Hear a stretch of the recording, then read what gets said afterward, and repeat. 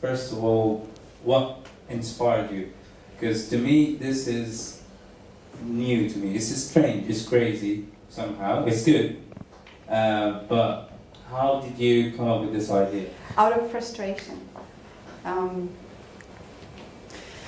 Well, the part of the story that we didn't tell is that while we were figuring this out, we started a consulting firm together, and we started working kind of from the outset. We were interested in bigger issues, as we mentioned, and we wanted complex issues that go across generations, that cannot be solved from one organization, right? And we actually started with climate change, and we're coming.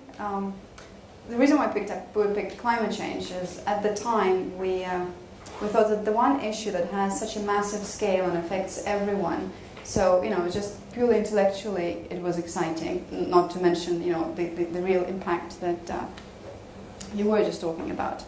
And I think we've seen a lot of people trying to do something about it, but the way they were thinking about it is always a pebble in the big pond, and having helped people to throw pebbles, I couldn't help but ask the question, like, is this enough? Is somebody keeping track of all of this, right?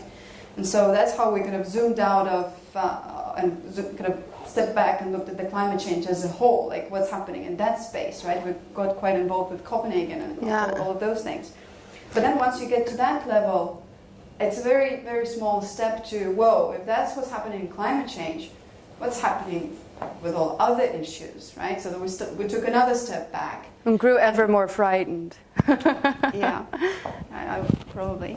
Until one day, it was like, it was really okay, so how are we going to make sense of it? Because it's becoming a bit overwhelming.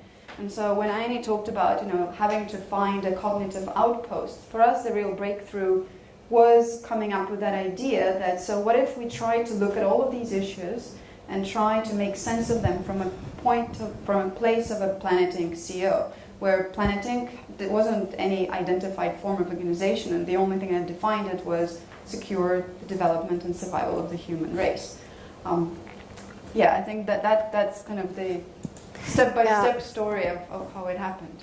Yeah, when we were looking at the climate space, just to add a little more to that, there's lots of, the top-down approach is kind of stalled, right? There's a lot of bottom-up activity that's going on that looks really quite promising, and ever more goes on as the calls grow louder, right? That's sort of how evolution is, like, we got a problem, we're coming, we got a problem, we're coming, right? More and more people come, mobilize. But the question is, would it add up in time on the appropriate scale? Right? And who was tracking that? And what's the global target? And what's the gap between the two? And why does nobody have that information for me? Right? Like, how do I know whether what Richard Branson's doing is enough?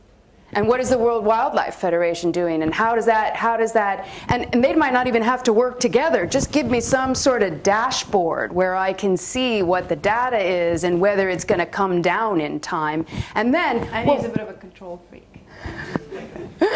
Really? You just now told me that on stage, dude? I mean, come on. Well, if you knew me in numbers, we don't really get along so well. So it's funny that I'm calling for a dashboard. But that's the kind of thing we were saying. And if you look at a lot of these issues, well, what is everybody doing? Why don't I know about that? Where's the globally coordinated data? No matter what your unit of execution is, your unit of execution could be an industry or an organization or a nation state or a local government. But where is that big picture? And that sort of, forced us more and more to that perspective that we're talking about. And I remember one day we were sitting in the office, Lydia was there, and we were all sitting back to back. Lydia's in the audience. Lydia's a partner in crime. And we were all sitting back to back, and Erika goes, right now we're working for an imaginary client. We can't find our ideal client. We're working for an imaginary one. And it's called Planet Inc. And one day we'll run the intelligence unit. And we were just like, I think that's a breakthrough, but I don't even really know, right? I mean, but it was like, yeah, that's it. That's the trail. Follow that.